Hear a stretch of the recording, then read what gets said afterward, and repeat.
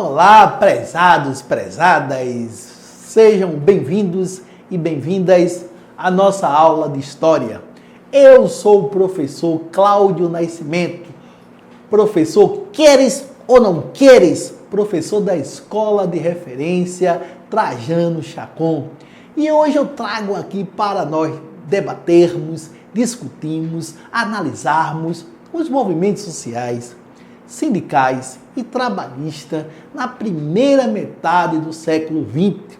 Ou seja, vamos falar um pouco do feminismo, do anarquismo e dos comunistas. Então, na cabecinha de vocês, o que vem a ser os movimentos sociais, sindicais, trabalhistas na primeira metade do século XX? Então, movimento operário. Então, para falar um pouco desses movimentos, a gente vai falar um pouco do movimento operário no Brasil, não é isso? Esse movimento operário, reivindicações, não é isso? Reivindicações a melhores salários, melhores garantias, não é isso? De EPIs para se trabalhar, não é isso? Então, na realidade, se buscava algumas reivindicações, porque na realidade se trabalhava até 17 horas por dia, então tinha que mudar essa legislação, né? Então aí vocês têm uma imagem muito interessante aí do movimento operário, né, na primeira fase da República, né? Então, o movimento operário no Brasil. Então, o que é o movimento operário no Brasil? Então, as primeiras décadas, meus prezados, prezadas, eu gostaria que vocês simplesmente anotassem isso aí, que é de grande relevância para vocês. O que é o movimento operário no Brasil? As primeiras décadas do século XX foram marcadas, pessoal, por um intenso movimentos sociais urbanos, né? Decorrentes, pessoal, sobretudo, do recente processo de industrialização, pelo qual atravessavam as principais cidades brasileiras durante a Primeira República. Então, durante a Primeira República, o processo de industrialização, ele, na realidade, foi um fator determinante, na realidade, para o crescimento urbanístico, né?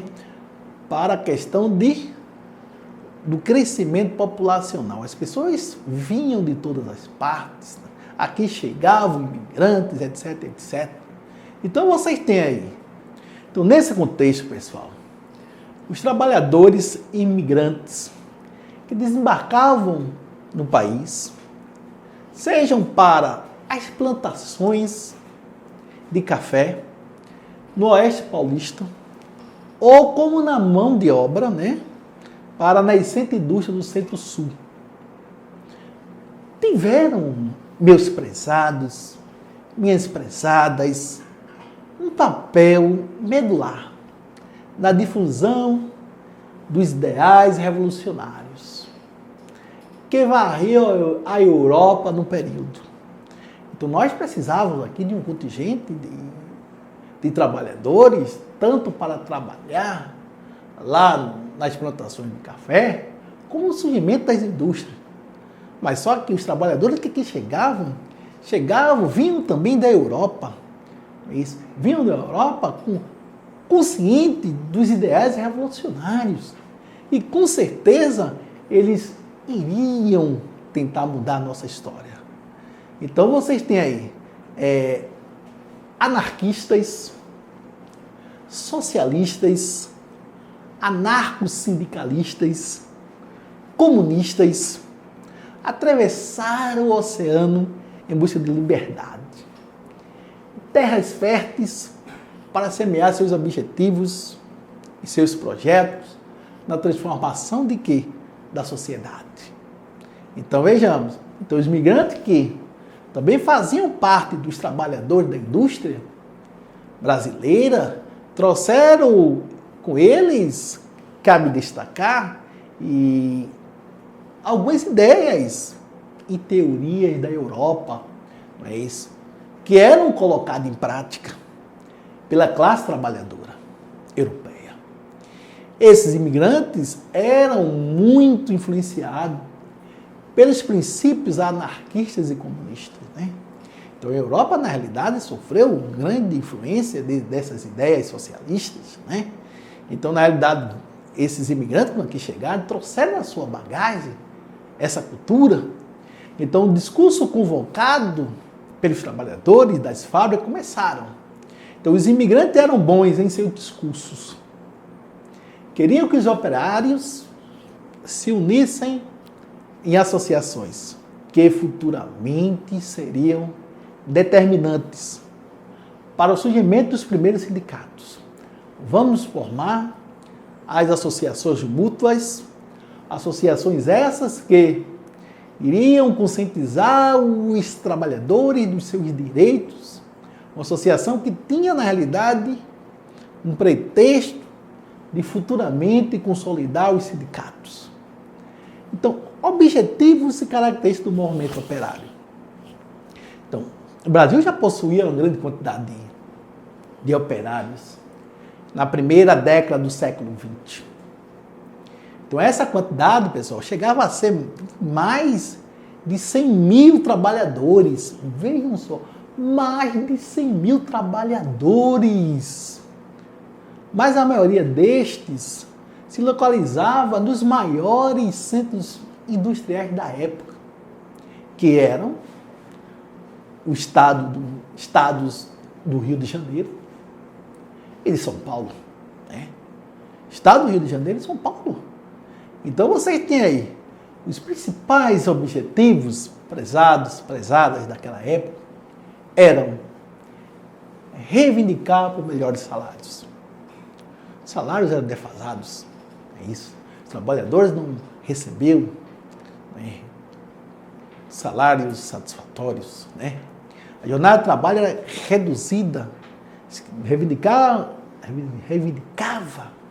jornada de salário, jornada de trabalho reduzida e assistência social. Porque a jornada de trabalho chegava até 18 horas em alguns casos. Então, entre os anos de 1903, 1906, aconteceram algumas greves. Estas ainda eram pequenas, mas se espalhavam pelos grandes centros industriais. Faziam parte desses grupos os alfaiates, os tecelões, os carpinteiros, os ferroviários, os mineradores e portuários. Então eram greves pequenas, mas representativas, né? Então nós temos aí, então a teoria socialista se originou a partir do pensamento, ou dos pensamentos de Karl Marx, né? Essa teoria teve um papel muito importante durante o movimento operário. Primeiro que essa teoria ela tratava da luta de classe, a luta que envolvia trabalhadores e burgueses, ou seja, patrões e empregados, né? Onde Marx, na realidade, enfatiza que havia exploração. Então, o primeiro partido socialista brasileiro, foi fundado no ano de 1906. Foi a partir desse momento que o movimento passou a ganhar mais força. Porém, as reivindicações dos operários não surtiam efeitos, pois quem controlava a maioria das indústrias da época era o governo. E atender, meus prezados, entendam, atender aos pedidos dos operários traria o quê? Traria muito prejuízo ao governo. Então o governo não tinha o mínimo interesse em atender às reivindicações dos operários. Então, com o início dos levantes, que ocorreram durante a primeira década do século XX, o governo começou a notar algo diferente, que os movimentos estavam começando a crescer e criou uma lei para expulsar os estrangeiros que fossem considerados uma ameaça a ordem e a segurança nacional. Brincadeira! Então, o governo percebendo que o movimento operário estava crescendo e esse movimento estava trazendo ameaça para ele, cria logo uma lei. Ou seja, expulsa todos os estrangeiros, né? Então, com essa nova lei, os operários passaram a se revoltar. Ainda mais com a situação. Então, e em 1907, aconteceu uma greve geral, pessoal, que tomou conta de São Paulo. Mas aconteceu uma greve que tomou conta de São Paulo, sem nenhuma resposta, viu? Quantas reivindicações. Aí, o movimento, 10 anos após, em 1917, faz outra greve. Ocorreu mais uma outra greve, ainda maior que a anterior. Mas também em São Paulo, né? A greve de 1917. As greves aumentavam de proporção, cada vez mais. Então, os operários passavam a ocupar as ruas. Então, os operários ocupavam ruas, cidades, e a polícia passou a intervir. Durante um confronto entre operários e polícia, né? Um jovem operário que participava de manifestações foi morto. Então, observe a intervenção do Estado para sufocar o levante, né? Então, operários e forças de repressão se enfrentaram. Aí trouxe uma consequência, a morte de um operário. E esse acontecimento fez com que a classe operária ganhasse ainda mais força. Então, após todas as manifestações pelos direitos dos trabalhadores, em 1922, o que acontece em 1922? Foi oficializada a fundação do PCB. Que era o PCB? Partido Comunista Brasileiro. PCB, Partido Comunista Brasileiro. Este partido foi inspirado pelo Partido Bolchevique russo, né? Lá da Revolução Russa. Junto à oficialização deste partido, os sindicatos passaram a se organizar melhor, ganhando assim vários associados. Então começa uma luta intensa, né? Maior adesão dos operários, maior força do sindicato. Aí o governo começa agora a ver os operários de outra forma. Aí surge a grande figura do anarquismo dentro da República. Então, o anarquismo dentro da República. Então, o anarquismo na República Velha, ele teve uma presença muito forte. Então, ele foi o quê? Formulou-se em meio aos sindicatos de trabalhadores urbanos, em centros como São Paulo. Então, na realidade, vocês vão ter. Então, ao longo de sua história, o anarquismo articulou-se, olha, de várias maneiras. Então, o desdobramento conhecido como anarcossindicalismo foi o que contagiou a massa de trabalhadores urbanos brasileiros no período da República Velha.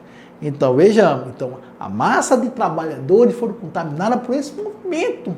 Então o anarcossindicalismo chegou ao Brasil, principalmente por meio de quem? Dos imigrantes, é isso, tão temido pelo governo que criou a lei para expulsá-lo, que já possuía um contato com as formas de organização dos sindicatos anarquistas europeus, que possuíam líderes como o italiano Enrico, né, Malatesta. Então, Enrico Malatesta foi um dos maiores líderes do movimento sindical dentro da Europa, né, do anarquismo. Então, esses italianos, eles trouxeram, na realidade, uma experiência desse sindicato, o anarcossindicalismo, para o Brasil, fortalecendo o quê?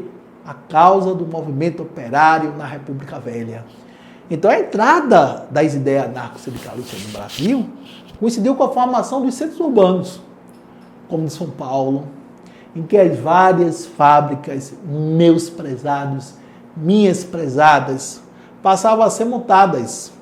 recebendo assim uma quantidade considerável de trabalhadores. Então coincidiu a formação desse sindicato e o crescimento do setor industrial dentro de São Paulo, né? Centros urbanos como São Paulo.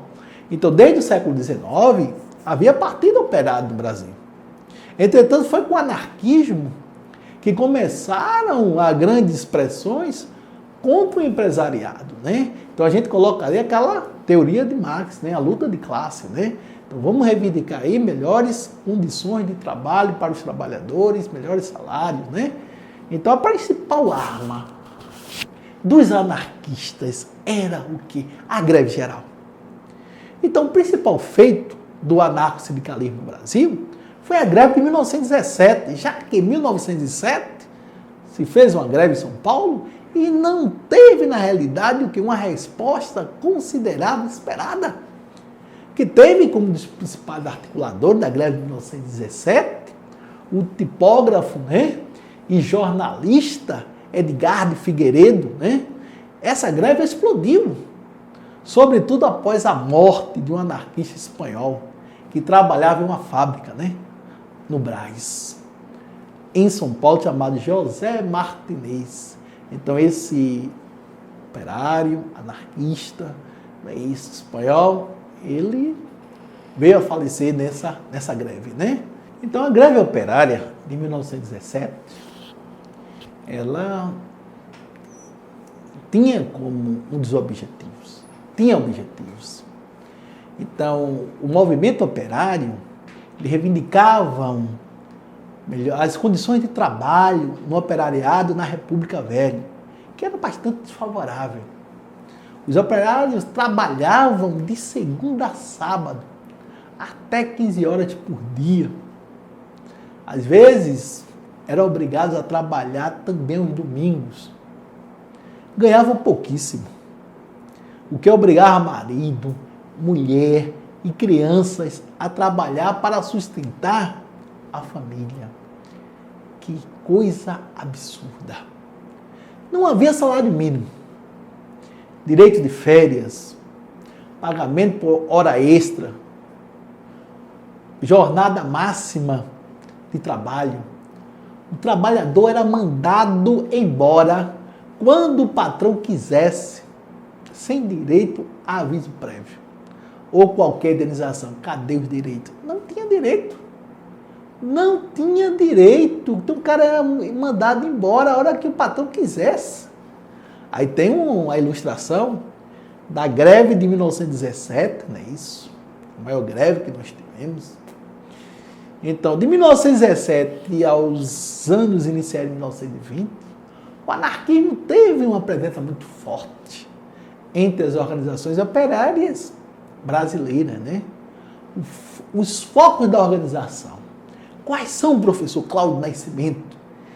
Anarquista, bem como os de organização comunista, foram sufocados na década de 30, com a ascensão de Getúlio Vargas ao poder. Então, sufocam esse movimento anarquista da República. Aí surge agora a República Velha e os direitos das mulheres. Aí o outro novo embate, né? A reivindicação agora das feministas por direitos. Então, com o advento da República, o movimento feminista no Brasil se torna mais amplo. O novo regime não concede o direito de voto das mulheres e nem facilita o quê? O acesso ao mercado de trabalho. A mulher branca de classe média urbana, ou rica, né?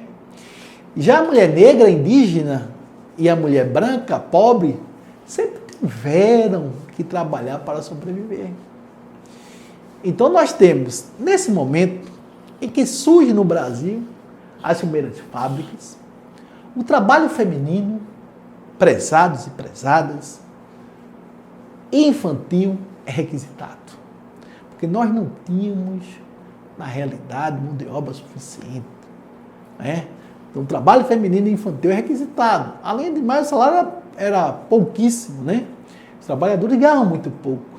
Então, eram obrigados a colocar o marido, mulher, filhos, para completar o sustento da família, aumentar a renda. Então, vejamos, então, o trabalho feminino e infantil É requisitado, pois é mal remunerado e ajuda a manter, pessoal, o baixo custo da produção. Assim, na greve geral de 1917, existem reivindicações específicas por parte do coletivo junto aos patrões, né?